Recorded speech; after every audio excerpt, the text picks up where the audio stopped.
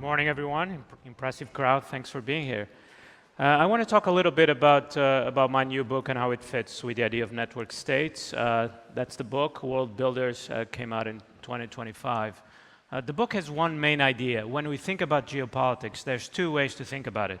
First, you can think about it from the position of the aircraft or the airplane there as the agent, and you can think about it from the position of the programmer that is outside building the landscape or building the world where the agent is operating.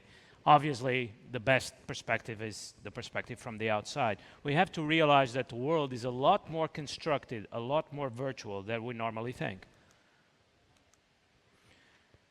In fact, I would argue that geopolitical power is essentially the power to build a world, to build a virtual world where others have to operate, that others have to inhabit. There's no greater power in the world than to build the landscape or the system within which others have to operate. And it's even better if the others don't realize this is a built world, if the others think that it's the natural world, that it's the inevitable world. So there is a bias there is an implicit deception that those who build the world have an interest in making it look like it's a natural, not a built world. Think about the war in Ukraine. At one point, Russia had 300 billion in central bank reserves, not in cash. This is just an entry in a computer in Frankfurt or in the New York Fed. And so at one point, it was just possible to block those 300 billion, and suddenly Russia had lost them. How do we call this? I think computer programmers and players, gamers, video game players know what to call this. It's just God mode, the ability to enter the control panel of the global system and change some of the variables, change the game state.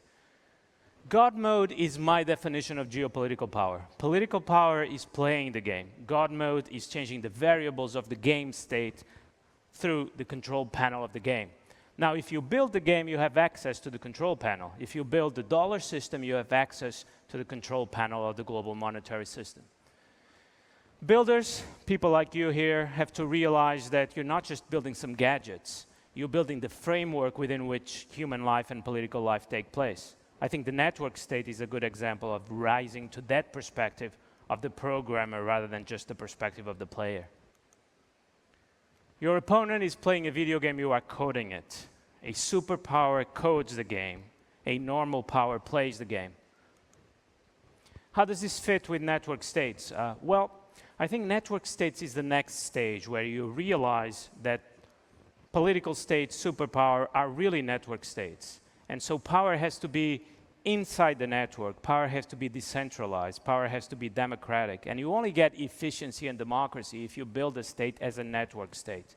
I would argue that the United States or China are already network states, but they are network states controlled from outside the network. I think Balaji's idea is the idea of moving power inside the network rather than outside the network. It's a great pleasure and privilege to be talking here because I think the ideas in my book actually started to coalesce in a talk I had walking through Singapore a year ago with Balaji about the idea of geopolitical power as God mode. A superpower can set the preferred rules of the game, can change the rules of the game when exceptional circumstances demand it. That is God mode. A normal power has to adapt to wherever rules are available. Now, what is this? What do we call this? I would call it the complete fusion of geopolitics and technology.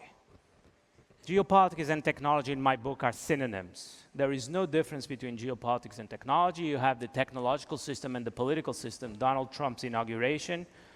You see, Peter Exet is in the third row, second or third row, and Kash Patel is in the second or third row. Who is in the first row? And in China, not that different. We're used to talking about China and the United States as opposite poles. Well, the technological political system seems to work in a rather similar way. World Builders, the audiobook will be out in November. I hope you can take a look. Thank you.